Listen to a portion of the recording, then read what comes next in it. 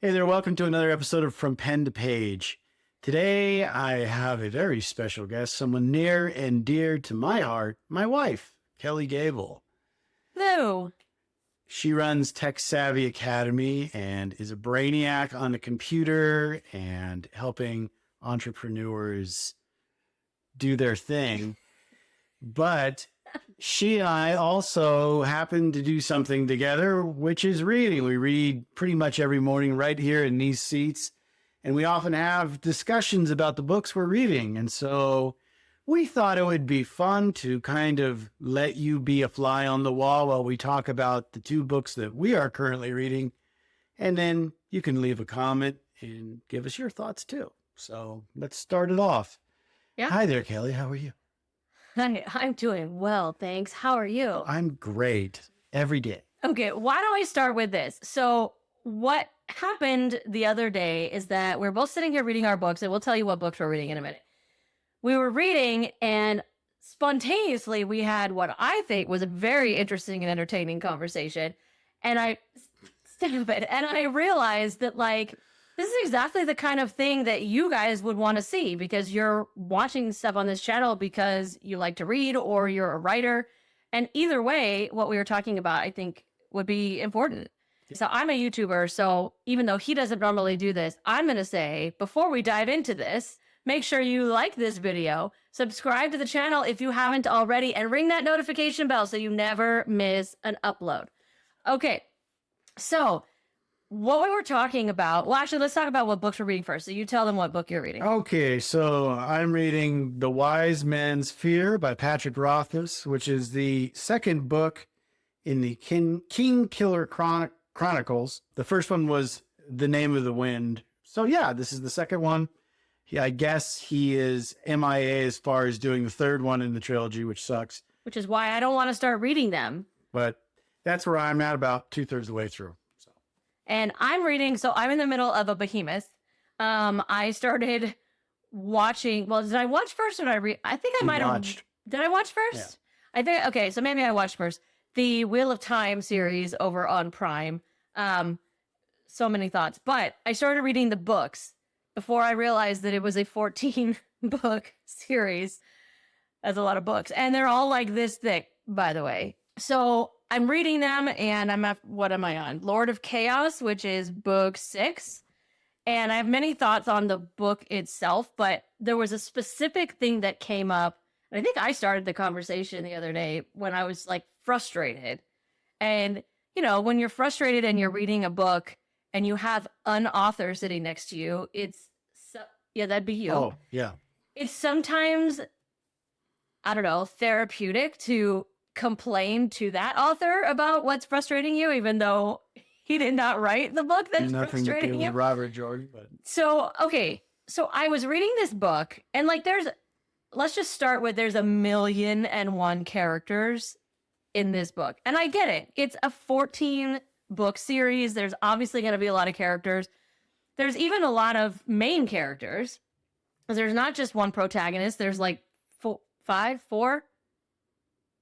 There's 5 of them. And the way that he handles them in these books is there's sometimes an entire book, like book 5. There was one character that I think was mentioned by name a handful of times, but we never saw him. And so this is Robert's approach to things is expecting you to remember everything. I mean, he does recap a little bit, but the thing that was really frustrating me in this book is the character names. Not of the main characters, but of the side characters. Because something you learn as the wife of an author and as his alpha, beta, arc reader person is that it's really important to be aware of, I don't want to say limit, but be aware of how many characters you're naming and whether or not that character is actually worthy of a name, right? Because you could easily call somebody, the captain of the whatever army or something like that. You don't need to give them a name unless there's a reason. And if there's a reason, my frustration is that you need to make the name memorable.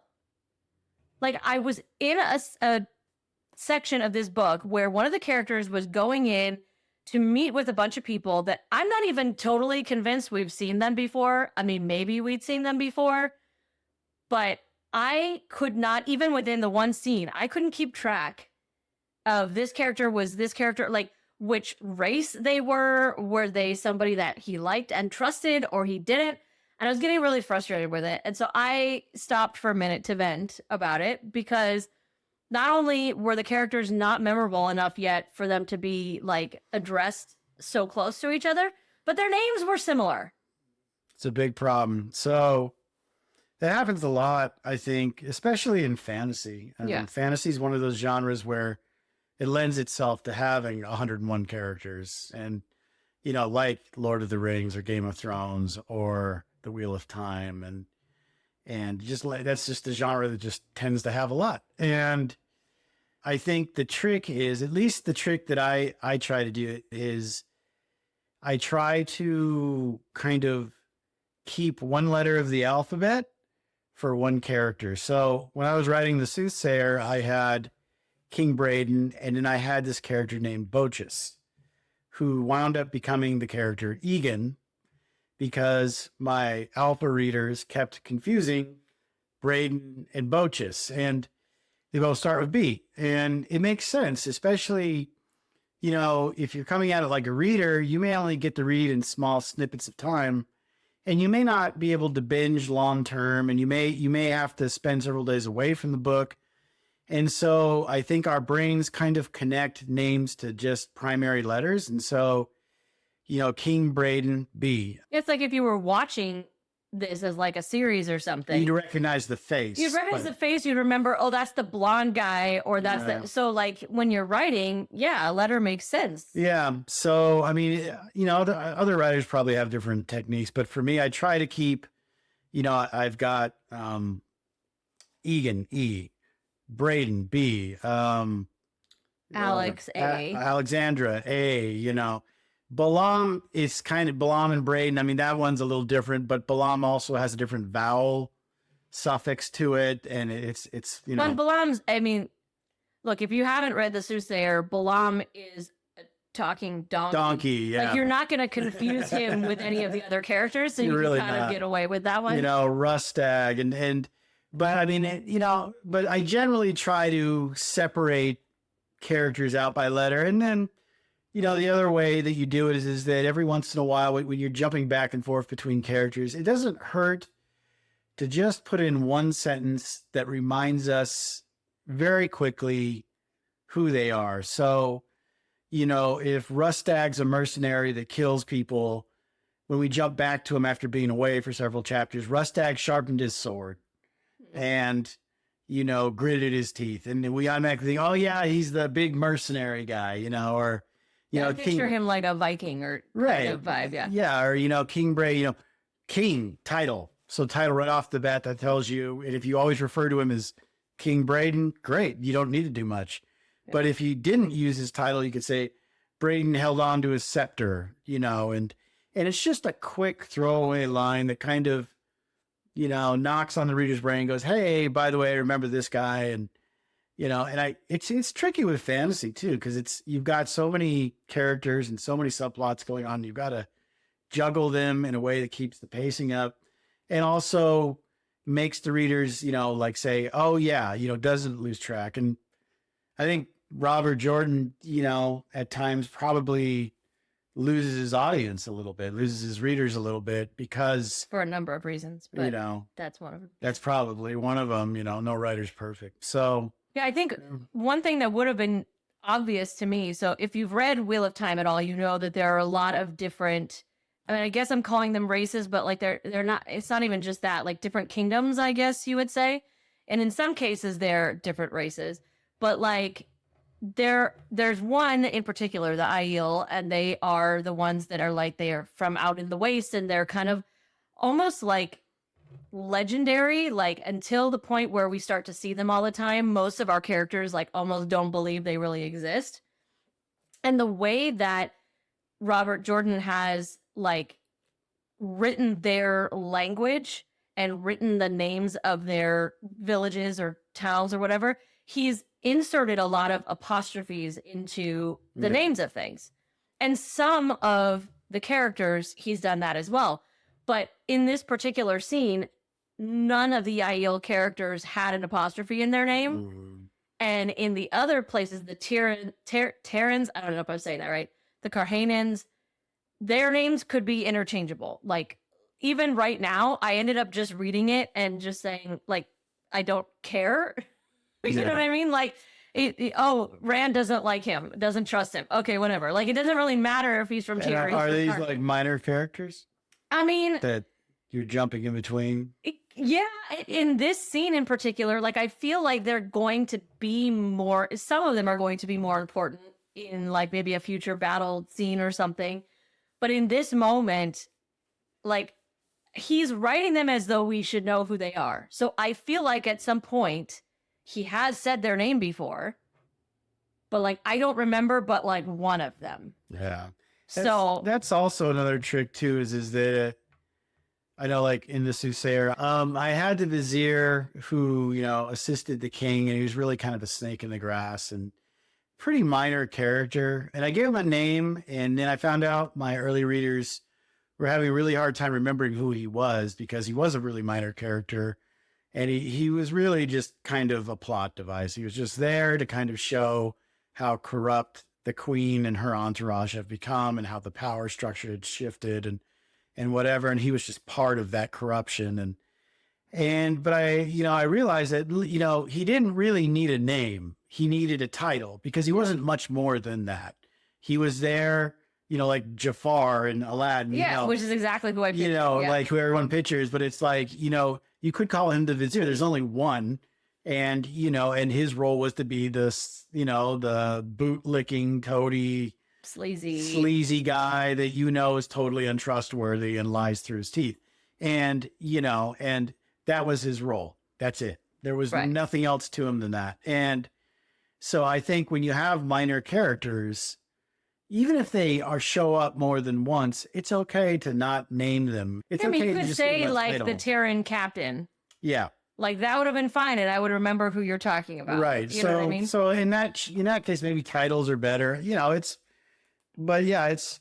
I mean, I know there's no tricky. one answer, but it's like, even watching Game of Thrones, for me, I had such a hard time, because not only were there just so many characters, I can't even imagine reading those books, because at least you have somewhat of the face to remind you when you're watching the show.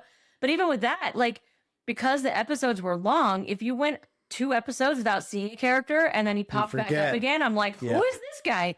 And like, all the, like, so many of those characters looked so similar because of the time period of it. They all had a similar haircut. It was all like the dirty blonde, with the beard. I'm like, I have no idea who this is, So it's just as big of a problem in those cases that you need to show us something about his character right away, so that we're like, oh yeah, that was that guy that, you know what I mean? Like, we need that. Yeah. Does Patrick, like, is it like that in this book too? So the Name of the Wind, or the King Killer Chronicles, it's different. It's really centered in one character's POV. So that's different. Normally, like in The Wheel of Time and Lord of the Rings and, some of these epic fantasies, you have multiple points of view, and, that you're jumping from chapter to chapter to, and within the same chapter. Yeah, sometimes in the same chapter. And Patrick Rothfuss really takes it from just one point of view, which is Kavoth. I think that's how you pronounce his name. Kavoth. It's like a silent E. Anyway, Kavoth is this guy who's kind of a legend in this fantasy land, and he's had this amazing life. And the whole story, I guess all 3 books, is basically almost like an autobiography of his life. Like, he is recounting from childhood to where he eventually ends up, which is running this in under a surname, under a kind of a fake identity, because he doesn't want anyone to know who he is. And so, you're kind of seeing all the characters from his point of view. And so Roth is kind of writes into the dialogue, oh, there's Ambrose, that snake in the grass. I couldn't wait to get even with him, yada, yada, and it's easier, I guess, in that you're not jumping from points of view throughout. You're just staying the whole time with the one. But Rothfuss has his own problems too. I mean, I think the biggest problem with the King Killer Chronicles, besides the fact that there's no third book, come on, Patrick, get on with it, is that the pacing really threw me off in the first book. Like This one too. it's like I'm big on making people binge. I want people to binge my work. And so I keep my chapters fairly short, and I try to end with kind of cliffhangers that make you want to move forward with your reading.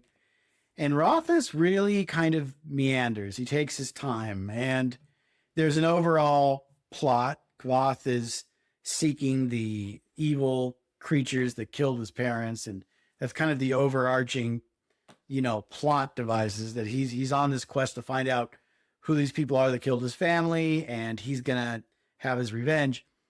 But then all this other stuff happens that has nothing really to do with it.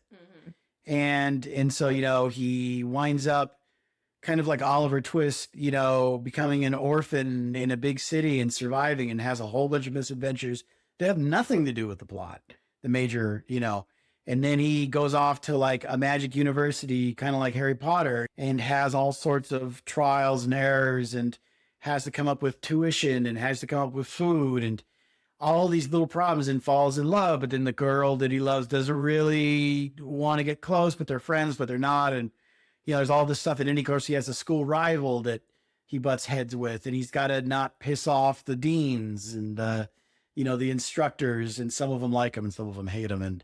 And he has some misadventures at the Arcanum, the university. And then he goes off and becomes, kind of a servant to a great lord in another land. And, all of this, and every once in a while, it touches on one little clue that he finds His out. Mission again. Yeah, once in a while, but it's like 20 chapters apart. So like you're reading it, and like sometimes the chapters are ended, you'll be like, okay, so in this chapter, he had a conversation with somebody, he had some drinks, they told a story about some other person, and that was it.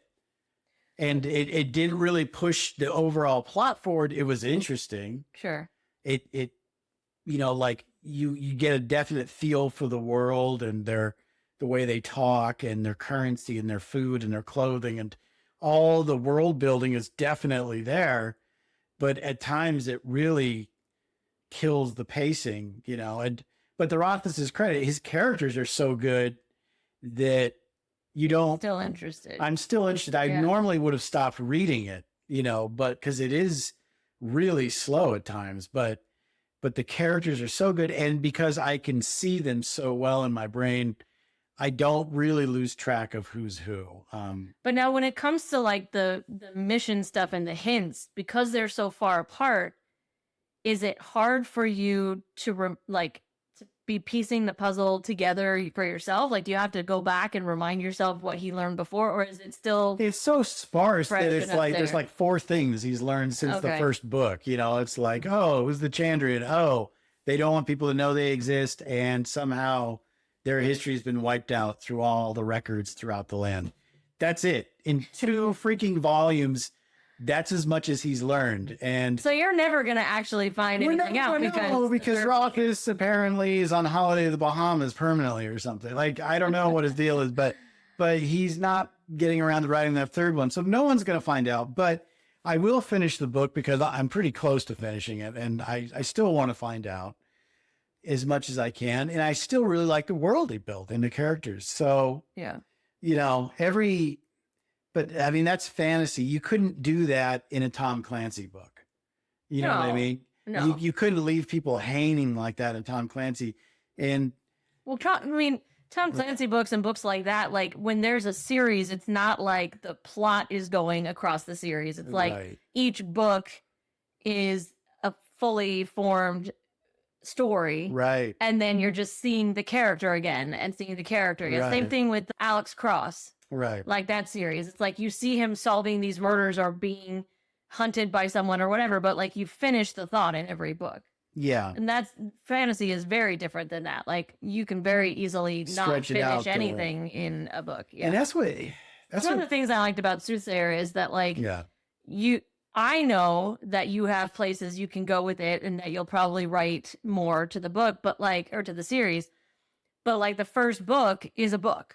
Yeah, it's pretty self-contained. Like you don't feel like, well, I mean, yeah, there are things you care about enough to be like, well, I'd like to see more. Like, will you tell me what happened with this and what, but I don't feel like you left me hanging Yeah. too badly. Like I still know what happens in that book, Yeah, the main conflict's resolved. And, Yeah. And I mean, I know people have said, well, what about so-and-so? What's the deal with Balaam? Or, what's going on with Alexandra and Egan and Colin? There's kind of a triangle there a little bit, and what's the deal with the horn and what's the deal, and all these things. Some of them I left out on purpose because I wanted to have a reason to go back into that world and deal with it. But I also tried to make sure that the specific conflict that was addressed and dealt Right. with and whatever. And then my whole feeling was, I'll put the first book out. I'll see what the reaction is. If people really like it, if I get a lot of readers and interest, I'll write the next one. And I do have kind of an overall idea of where I'm going with it and what could, I've written, I don't know, 60, 70 pages on the next one, but it's, but the second book will be much longer and have a lot more to it and delve into the backstories of the characters much more than I did in the first one. The first one, I was like, I want to introduce this world, give a nice, tight, fast-paced, fun story, and then see how people enjoy it. Yeah. And where it goes. so if you we'll don't see. have your copy yet, It's on Amazon. link in the description. Go get one. It's on Apple Books and Amazon and I don't know. It's everywhere. It's everywhere. Even some libraries. If it's not your library, request it. That's true, because they can get a copy. Anyway, so yeah, it's kind of well. So look, if you thought this was interesting, being a little fly on the wall in our loft while we have our morning discussion about the books we're reading, make sure you like the video, leave comments so that he knows that this wasn't a waste of time, and we'll do more of these. Okay. We'll do more if you want. Thanks so much. We'll see you next time. And if you're looking for a fantastic read, check out The Soothsayer. I'll see you next time.